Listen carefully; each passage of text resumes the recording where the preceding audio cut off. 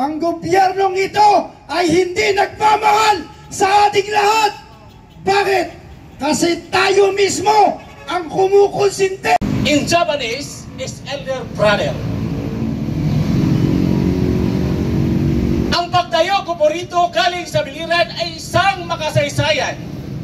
Bakit? Ito po'y kalooban ng Diyos.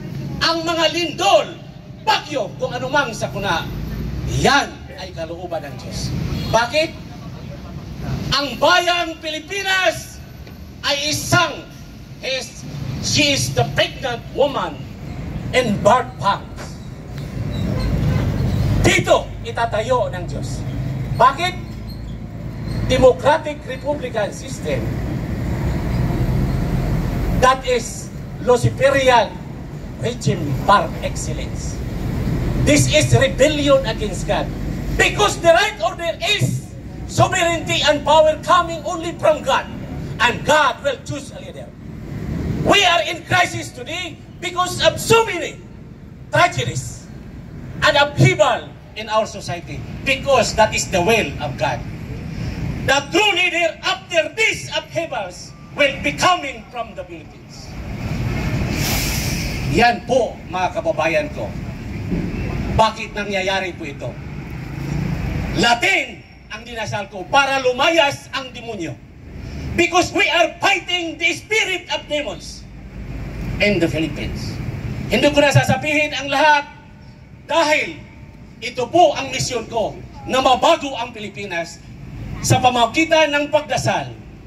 Kakaiba ako. Naging mayor ako. Pero, bakit? Ang korupsyon ay isang kanser ng ating bayan. Hindi yan mababago hanggat tayong mga Pilipino ay di magkaisa para sa tunay na pagbabago. Bakit? The concept of our government is contrasting to the Filipino culture. I will not explain it anymore because it will happen in the coming days. Marami pong salamat. Maraming salamat po, Sir Masbang. So sana po ang susunod nating speaker ay si Kuya Park. May kausap lang po. No, so susundan ko muna. Alam nyo mga kababayan, magandang gabi po muna sa ating lahat, lalo na po sa ating mga kapulisan, sa mga intel na nakapaligid dyan. Alam ko na ang puso ninyo ay para sa tao, pero wala kayong magawa dahil sa tawag ng duty ninyo. Pero alam nyo kung ano talaga ang problema ng bansa natin. Ang pinaka-problema ay ang walang iba kundi Presidente Marcos, dahil mas pinapakinggan niya pa ang mga multo kaysa sa sigaw ng taong bayan. Alam niyo po kung bakit ko nasabi yan? Dahil palagi niyang sinasabi na palagi niyang nakakausap ang kanyang ama. May presidente bang matino na sasabihin sa madlang sa taong bayan yung ganyang sistema? Isa lamang po ang ibig sabihin yan. Ang ating presidente ay wala sa katinuan sapagkat isa siyang bangag. At ang kanyang mga inilagay sa iba't ibang posisyon sa gobyerno ay ang kanyang mga tuta na kung saan isang palakpak pa lamang ng kanyang asawang si Lisa Tanas ay susunod na agad ang kanyang mga alagad na mga demonyo. Nakaraang araw lamang po ay inappoint ng presidenteng bangag si Boying Rimulya bilang bagong ombudsman. Saan ka nakakakita na i-appoint mo ang isang ombudsman ay isang politician? At higit sa lahat, isang ombudsman na isang kriminal. Ombudsman na isang maraming kaso. At isa pa, isang ombudsman na magnanakaw din sa kaban ng bayan. Ang lahat ng ino-appoint ay walang pinag-iba. Kung ano ang puno hanggang dulo ay siya rin.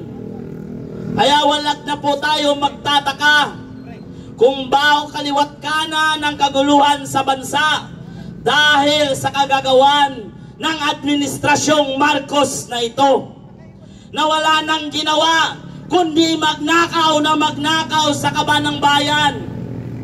Dahil hindi tayo naniniwala sa kasabihan na kaya mahirap ang Pilipino dahil tamad. Tandaan po natin, mayaman po ang bansang Pilipinas at walang mahirap kung walang politikong magnanakaw. Wala po tayong inappoint, wala tayong binoto na matinong politiko nung nakaraang eleksyon.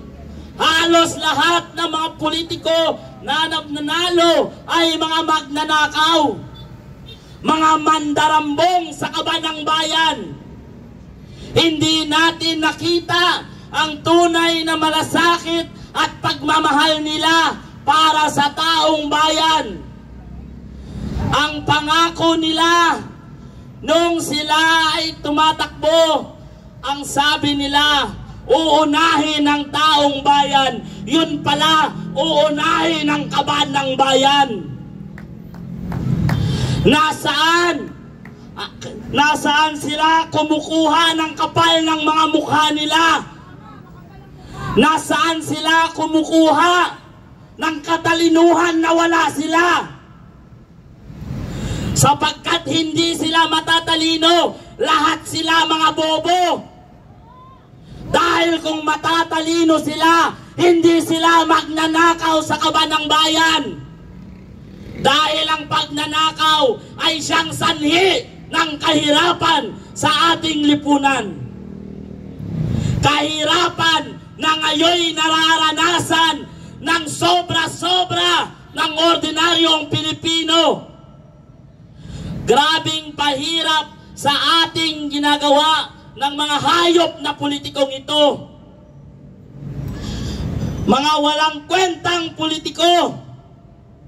Sana sa darating na mga eleksyon, hanggang ngayon, huwag niyong ipagpapalit ang inyong 3 taon na isasakripisyo sa halagang 500 piso para iboto ang mga putang politikong yan.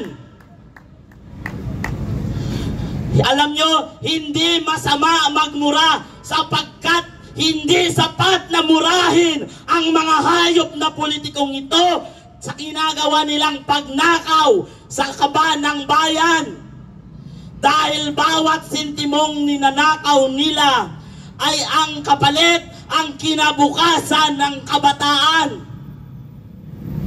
Dahil naniniwala tayo na ang kabataan ay pag-asa ng bayan. Paano na lang magiging pag-asa ng bayan kung bawat sentimo ay ninanakaw ng mga politiko? Ngayon naman, mananawagan ako ulit sa mga kataas-taasan nating mga naglilingkod sa bayan. Ginoong General Browner, alam naming matalino ka. Alam naming may prinsipyo ka. Alam naming may dignidad ka. Pero panahon na para buksan mo ang tenga mo at ang puso. Unahin mo ang mga ordinaryong Pilipino. Huwag ka maging sunod-sunuran sa mga politikong magnanakaw na ginagamit ka lamang. Tandaan mo, si Torre ay nagsilbi sa kanila. Lahat ay ginawa ni Torre sa kanila. Pero sa huli, ano ang ginawa nila kay Torre? Yan ang tandaan ninyo. Kahit anong gagawin ninyo na kabutihan, na kagustuhan ng mga hayop na politikong yan, sa huli ay kayo ay pahihirapan. Kaya habang may panahon pa, Ginoong Browner, pakinggan mo ang hinaing ng taong bayan na nagsumamo sa iyo. Panahon na para taong bayan naman ang pakinggan, sapagkat